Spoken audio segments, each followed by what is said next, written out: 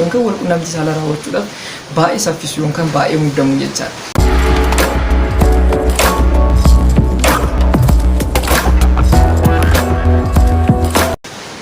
Ashama hordoftoota chaanaalii Yooniyoo akkam jirtan fayyaa keessanii ani waaqaaf galatu nagaa koodha. Har'as akkuma baratan viidiyoo tokko qabadhee dhufee jira. Warri yeroo jalqabaaf gara chaanaalii kootii dhuftan Yoonaasin jedhama. Chaanaalii kana subscribe gochuudhaan maatii keenyatti dabalama. Kana malee viidiyoo yeroo gadhiisu ilaaluudhaan laayikii xiqqoo sheerii gochuutti yaada xiqqoo qabaatanii immoo koomentii jalanii of kaa'uu keessan hin raafatina. Egaa yaada narra qabadhee dhufetti isin daruudhaaf jecha jaalalli tokko gaafa eegalurra bakka yaadame yookaan galma yaadame sana akka ga'uudhaaf wantoota nu gochuu qabnu steepii shanan tokko isiniif qabadhee dhufee jira. Hanga xumuraatti na faana ta'aa jechuun affeerra kan kooti jechaadha hordoftoonni chaanaalii kana. Egaa turtii gaarii isiniif haa ta'u.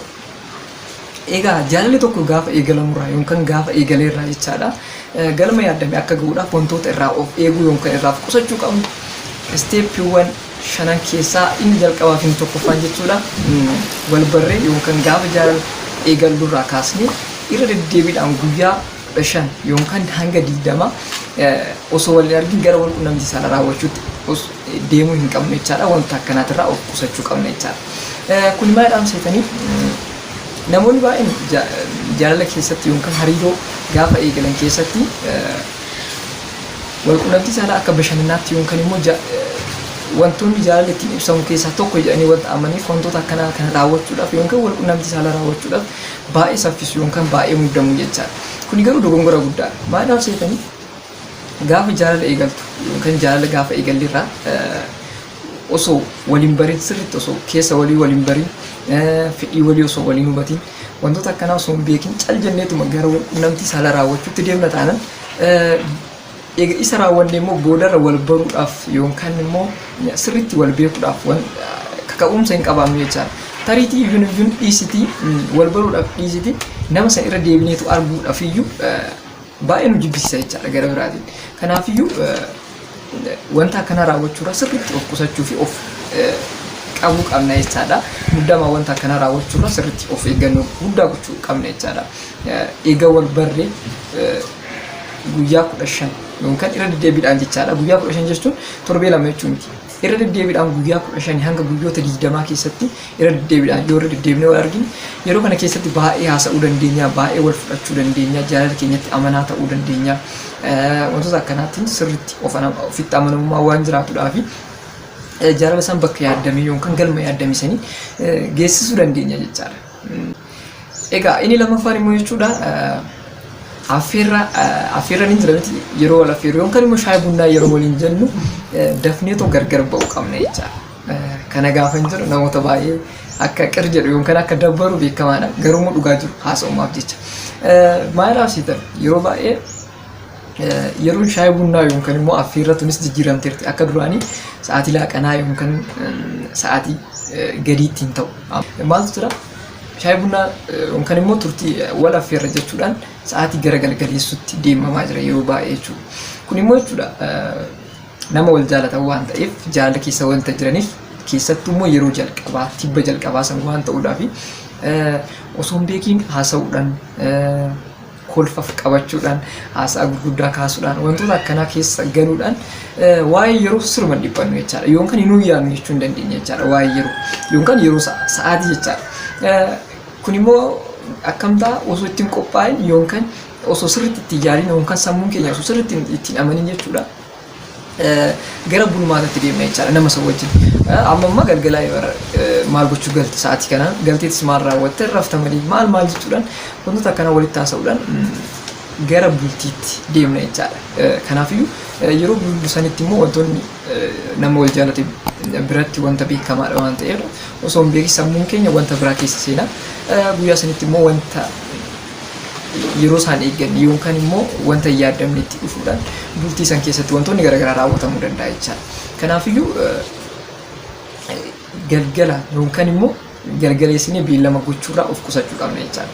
Shaayii bunnaa yeroo waliin jennu tariitii yeroo baay'ee ni jira yeroo guyyaa keessatti sa'aatii 12 qabna miti sa'aatii 12 san keessatti haala mijeessinee tariitii dirqama yeroo shaayii bunnaa waliin jennu ganama ta'uu hin qabu jechaadha. Dirqama ta'uu hin qabu ganama.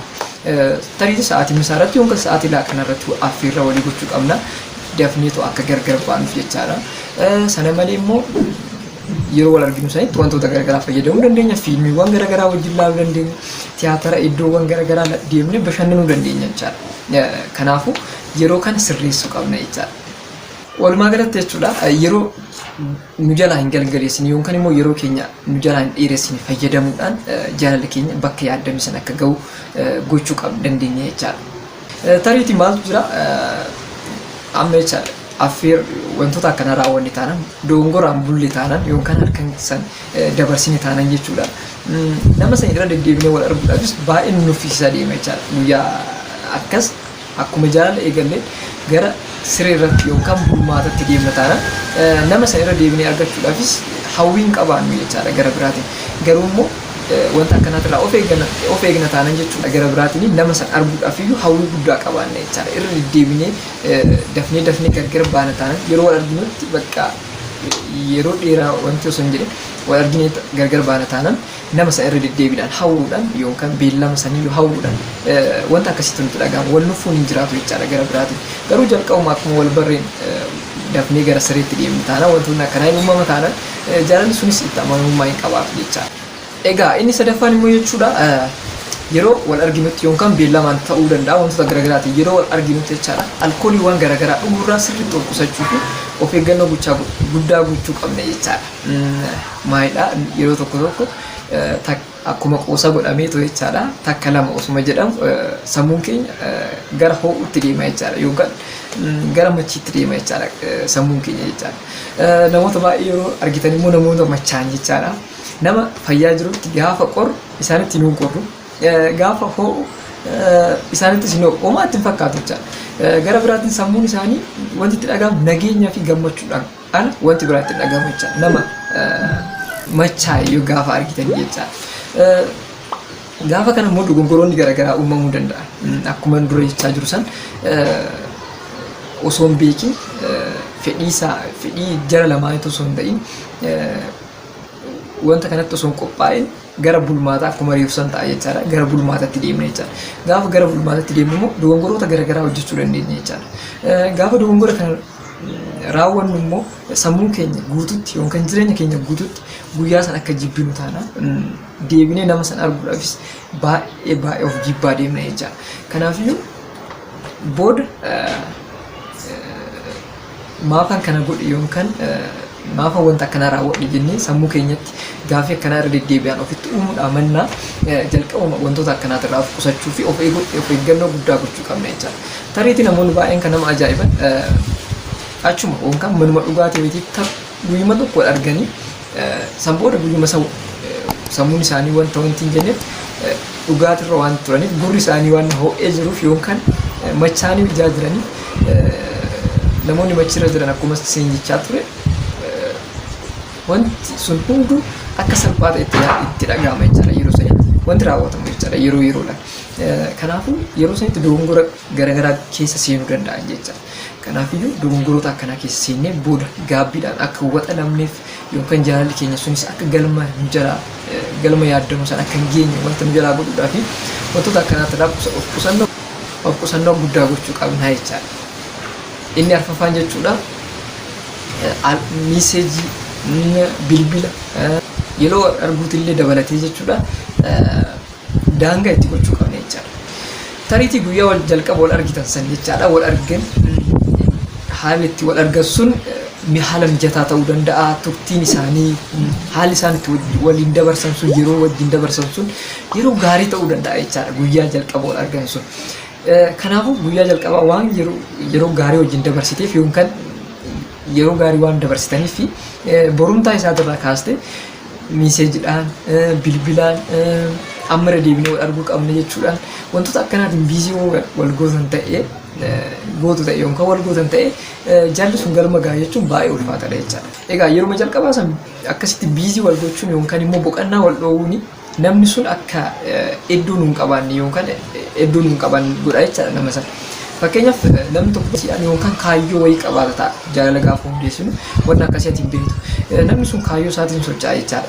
Sagantaa garaagaraatiin socho'a jechaadha. Tariitii yeroo inni isheedhaan wal arguun qaba jiraachuu danda'a yookaan immoo isaan sa'aatii kanatti wal arguu qaba jedheetu karoora ni baafata jiraachuu danda'a. Ati immoo yeroo isaa kan hin eegne yookaan karoora isaa keessa kan hin jirre waan taateef yookaan sirriitti wal hin barre waan ta'eef jaalalli keessan haaraa ijaa ta'edhaa fi namni sun of duffuu deema jechaadha. Siin wajjin turuudhaa sirraa gargar ba'uudhaaf filata jechaadha. Kanaafuu galma yaadde yookaan jaalalli siin akka galma gahu wanta yaadde sun galma sii gahuudhaaf baay'ee ulfaachuu ta'uu danda'a. Namni sun si dhiisee deemuu danda'a jechaadha. Hiriyaan kiyya tokko maal godhaa turanii jaalala akkuma eegalanii jechaadha.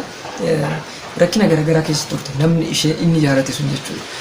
Maatiin biizii ishii godhaa barnoota garaagaraa qabdi barnootaan biizii taatee turte wantoota akkanaatti irra turte jedhu.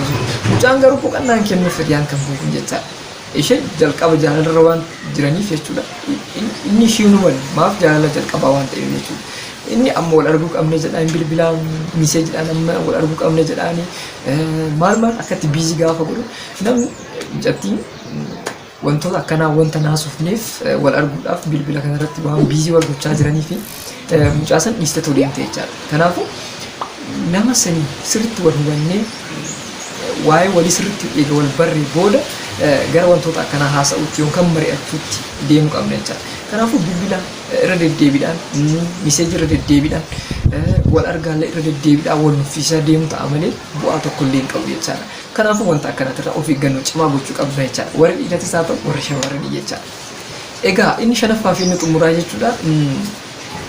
Icciitii wal hin barbaachisne osoo sirriitti wal hin barin haasa'uurraa of qusachuu qabna jechaadha. Tariitii gaafa kana jedhu namoonni tokko tokko maal godhanii tibbuma wal baran san guyyuma lama sadii wal arganii jechuudha. Waa'ee walii ofii akka malee haasa'a namni tokko yookaan shamara ta'uu dandeecha yookaan dhiira san keessa jechaadha. Gaafa kana maal ta'uu danda'a? Ani nama akkanaati, maatiin kiyya nama akkanaati, jireenyi ani hagammaa dabarse akkanaa, ammas wanta irra jiru kana fakkaata. Osoo namni sun wanti hin jedhine sirriitti waliin bari icciitiiwwan gurguddaa yookaan namoota biraati yookaan tariitii hiriyuma dhugaa jenneetu wajjin jirru hiriyuma akkas obbolummaatti iyyuu icciitiiwwan hin himne jechuudha. Dabarsinee nama kanatti himuu dandeenya jechaadha. Kuni dogongora guddaa. Maadhaaf namni sun kan sitti dhufeef reefu yookaan jalqabarra jirtanii waa'ee keetii step by step yookaan immoo steepidhaan ganaa deemaa jira. Ati garuu jalqabuma guyyuma lamaa sadii eega wal argite waa'ee kana waan icciitiiwwan gurguddaa itti haasofta taanaan namni sun waa'ee keessan hin dhagaa baay'ee ulfaata jechaadha. Waa'ee keetii hin dhagaa jechuun baay'ee ulfaata. Tariitii icciitiin ati itti suniyyuu icciitii baay'ee isa dhiphisee sirraa isa fageessu yookaan ishee fageessu ta'uu danda'a jechuudha. Maadhaaf yeroo jalqabaa sanitti gammachuudha sammuun keenya wanta ho'aa yaada wantoota gaggaarii yaada jechaadha yeroo sanitti. Ati garuu wantoota icciitiiwwan kee gurguddaa kan duraan dabarsite akkasitti taasifta taanaan icciitiin nama san dhiphisuu danda'a jechaadha. Namoonni baay'een maalidha icciitiiwwan walii yoo walitti taasa'an jaalalli sun jaalala gaarii ta'a wal hubannaa jedhanii namoonni amananii jiru. Garuu yeroo jalqabaa kanatti wantoota akkanaa haasa'u iddoo nama san yookaan nama san irra dhiphisa malee namni sun akka kee ta'u yookaan gara keetitti dhufa hin ta'u jechaadha. Namoonni baay'een maal jedhanii komatanii dhiiras haa ta'u shamarranii gaafa wal lolan yookaan gaafa gargar ba'an jechuudha. Icciitii kiyya hunda dhageechee yookaan icciitii kiyya hunda dhagee amma icciitii kiyya beekna waa'ee kiyya sirriitti beekna na dhiisee deemee jedhanii warroonni komatan baay'een isaanii hin argine jechaadha. Hiriyootummaa keenya keessattis ta'uu danda'a wantoota garaagaraa. Tariitii namni sun reefu walitti dhufaa jirtan istaartan yookaan jalqabarra jirtan miti. Kanaafuu namni sun dhugaadhaan si jaalachuu isaatu wanti beektu hin jiru. Akkasitti amana. Kanaafuu ganaa isteeppiidhaan yookaan immoo yeroodhaan haala isaa eeggattee taasisuu qabda. Icciitii kan itti himuun qabayyoo kan jettu ta'e jechaadha. Kanaafuu wantoota akkanaa osoo nu hubatiin jaalalli sunuu exactly yookaan wajjin ta'uun keessan osoo sirriitti hin beekamin waa'ee akkanaa hin haasofta taanaan icciitiiwwan gurguddaa haasoftee nama sana dhiphisa taanaan namni sun si dhiisee deemuudhaafuu hin dirqama jechaadha. Kanaafuu isteeppiidhaan wanta akkanaallee haasa'amuu nama dirqamayyuu kan ta'u ta'e wanti tariitii isheen beeku qabdu yookaan inni beeku qabu akkuma jirti ta'e garuu yeroo isaa kan eeggate ta'uu qaba jechaadha. egaa yaada narra qabadhe isiniif dhufe kana fakkaata hordoftoota chaanaalii yoon yookoo egaa akkuma yeroo hunda jedhu warri chaanaalii kanaaf haara taatan chaanaalii kana subscribe gochuudhaan maatii keenyatti dabalamaa sana malee viidiyoon yeroo gadhiisnu laayikii tuquudhaan sheerii gochuudhaan yaadaaf qeeqa yoo qabaatan immoo koomentii jala nu kaa'uudhaan hanga xumuraatti nu faana ta'a jechuun barbaadu hordoftoonni chaanaalii kana yaadni har'aa kana fakkaata itti gaarii isiniif haa ta'u jedha baay'ee baay'ee.